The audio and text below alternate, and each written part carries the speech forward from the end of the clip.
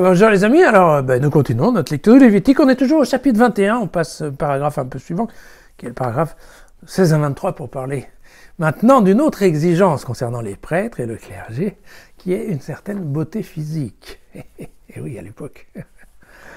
Parle à Aaron, d'âge en âge, qu'aucun de tes descendants, s'il est infirme, ne s'approche pour présenter la nourriture de son Dieu. En effet, quiconque a une infirmité ne doit pas s'approcher. Que ce soit un aveugle ou un boiteux, un homme au nez aplati ou aux membres difformes, un homme atteint d'une fracture à la jambe ou au bras, un bossu ou un gringalet, un homme affligé d'une tache à l'œil, un galeux ou un dartreux, ou un homme aux testicules écrasés. Aucun descendant du prêtre Aaron, s'il est infirme, ne doit s'avancer pour présenter les mets du Seigneur. Il peut manger de la nourriture de son Dieu, offrande très sainte et offrande sainte, mais il ne doit pas aller jusqu'au voile, ni s'avancer jusqu'à l'autel, puisqu'il est infirme, afin de ne pas profaner mon sanctuaire et son contenu, car c'est moi, le Seigneur, qui les sanctifie. Ah oui! Et oui, il y a une sélection, les amis, il y a une sélection. Hein. Vous voyez que là, ici, le Lévitique, qui normalement est assez précis, dénombre, en tout cas, vous voyez, une douzaine de cas d'infirmité qui n'empêchent pas d'être prêtre, mais empêchent, en fait, de sacrifier les animaux, de présenter les offrandes. D'accord ? Alors, c'est assez intéressant parce que là, c'est bien précisé. Vous voyez que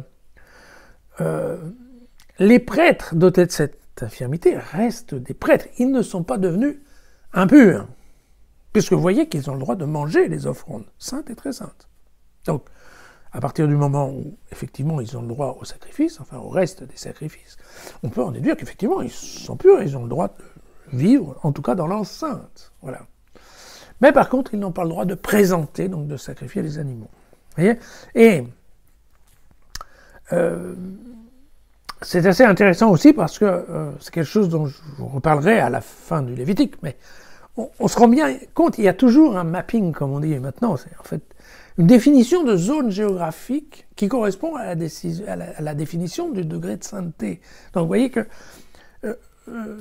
ça marche pour l'impureté, mais ça marche aussi pour l'infirmité. Et vous voyez que ces beaux jeunes gens, quand ils sont infirmes, ils ne peuvent pas s'approcher du Saint des Saints, du sanctuaire. Ils doivent rester en fait au niveau de l'extérieur, voilà, en fait, de l'endroit où on égorge les animaux, du parvis, pour simplifier. Vous voyez ?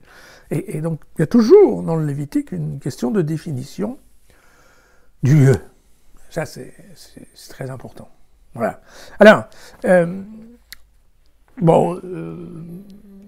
c'est vrai que globalement, on a un peu laissé tomber hein, ces temps-ci le critère de beauté et d'intégrité physique pour sélectionner les prêtres. Peut-être c'est dommage.